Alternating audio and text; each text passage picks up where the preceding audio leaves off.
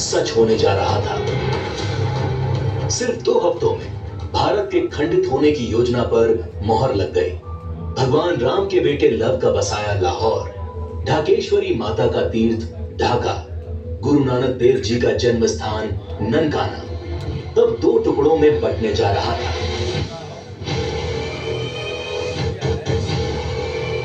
और अगर कोई इस विभाजन की योजना से अनभिज्ञ था तो वो थी भारत की मासूम और निर्दोष जनता, जिस पर यह विभाजन कहर बनकर टूटने वाला था।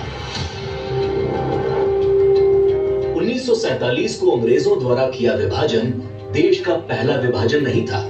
अंग्रेज इससे पहले 1905 में भी बंगाल का विभाजन कर चुके थे, लेकिन उस विभाजन का पहले बंगाल में और फिर पूरे देश में इतना मुखर विरोध हुआ कि अंग्रेजों को 1911 में अपना फैसला वापस लेना पड़ा था। विभाजन का जो काम अंग्रेज 1905 में नहीं कर पाए, वो 1947 में करने में कैसे सफल हो गए?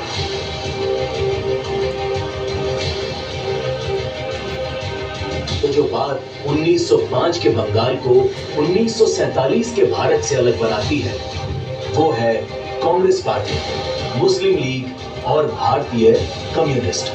1905 में बंगाल विभाजन के विरोध के बीच 1906 में मुस्लिम लीग का जन्म संयुक्त बंगाल के ढाका में हुआ। बंग भंग आंदोलन के बाद जन्मी मुस्लिम लीग ने 1909 में मार्ले मिंटो सुधार के नाम पर पृथक निर्वाचन प्रणाली मांग से शुरू करके अगले 30 साल में अलग इस्लामिक राष्ट्र पाकिस्तान के नाम पर भारत को मजहब के नाम पर बांट कर रख दिया। 1920 के तुर्की के खलीफा के समर्थन में चलाए गए कांग्रेस के खिलाफत आंदोलन ने मुस्लिम कट्टरपंथियों को यकीन दिला दिया कि वे अपनी गैर जरूरी मांग पर भी कांग्रेस के नेतृत्व को मना सकते हैं। इसके बाद 1930 में अल्लामा इकबाल ने पहली बार मुस्लिम लीग के अधिवेशन में अलग इस्लामिक राष्ट्र की रूपरेखा रखी।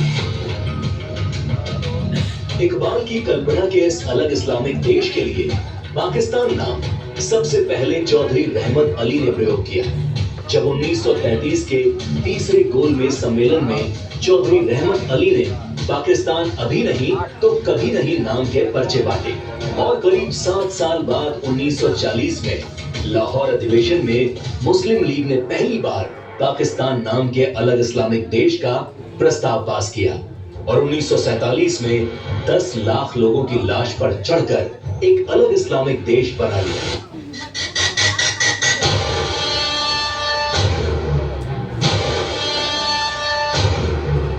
और जिस भारत ने 1905 में बंगाल का विभाजन नहीं होने दिया, वो भारत 1947 में भारत विभाजन नहीं रोक पाया, क्योंकि कांग्रेस के जिन नेताओं पर लीग के सामने खड़े होने की जिम्मेदारी थी, उन्होंने अंत समय में बिना भारत के लोगों को विश्वास में लिए विभाजन का प्रस्ताव स्वीकार कर लिया। देश तोड़ने के इस खेल में एक हिस्सा भारत के कम्युनिस्टों ने भी निभाया। जब कम्युनिस्ट नेताओं ने भारत को 14 राष्ट्रों का समूह बताते हुए भारत विभाजन को मुस्लिम राष्ट्र के आत्मनिर्णय का अधिकार बता दिया। साल 1945 में अग्रणी कम्युनिस्ट सिद्धांतकार कॉमरेड जी अधिकारी ने मुस्लिम लीग की मांग को न्याय संगत बताते हुए एक थीसिस दी। उनके शब्दों में 1940 से कम्युनिस्ट पार्टी ने यह देखना शुरू कर दिया कि तथाकथित सांप्रदायिक समस्या वास्तव में बढ़ती राष्ट्रीयताओं की समस्या है, जिसे आत्मनिर्णय के अधिकार के माध्यम से हल किया जा सकता है। यदि हम इसके प्रगतिशील सार को देखें तो पाकिस्तान की मांग वास्तव में पंजाब, पठान, सिंध, बलूचिस्तान और पूर्वी प्रांतों की मुस्लिम राष्ट्रीयताओं के क्षेत्रों के आत्मनिर्णय के अधिकार की मांग है। जब देश का विभाजन हकीकत बनना तय हो गया, तब सर रेडक्लिफ को भारत और पाकिस्तान की सरहद तय करने की जिम्मेदारी सौंपी गई। रेडक्लिफ इससे पहले कभी भारत नहीं आए थे। उन्हें भारत की सांस्कृतिक विरासत, सभ्यता, मूल्यों, तीर्थों के विषय में कोई जानकारी नहीं थी। 3 सप्ताह में तय कर लिया गया कि कौन सा हिस्सा पाकिस्तान कहलाएगा और कौन सा हिस्सा हिंदुस्तान। सदियों से एक जैसे इतिहास, भाषा, बोली, खान पान लिए रह रहे लोग, गांव और शहर रातों रात 2 देश बन गए। करीब 1.5 करोड़ लोग रातों रात बेघर हो गए और करीब 10 लाख से अधिक लोग इस विभाजन के नाम पर काल के गाल में समा गए। ये विभाजन जिसने आगे चलकर पूर्वी पाकिस्तान में एक नए नरसंहार को जन्म दिया। शहर के शहर रातों रात खंडर में बदल गए। शहर दर शहर दंगे और आगजनी शुरू हो गई।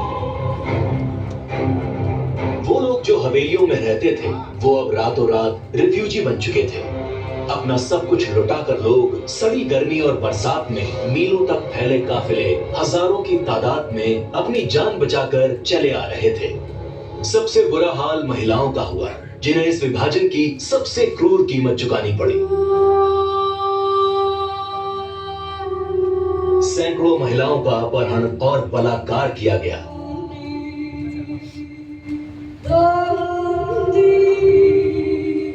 उन्नीस 1940 के दशक में भारत की ही भांति नरसंहार झेलने वाले यहूदियों की विभीषिका को आज पूरा संसार जानता है। 27 जनवरी को आज पूरा विश्व होलोकास्ट दिवस के तौर पर मनाता है। लेकिन इस विभाजन की कभी न भूली जा सकने वाली त्रासदी को भारत की ही पूर्व की सरकारों ने कभी याद करने की कोशिश नहीं की।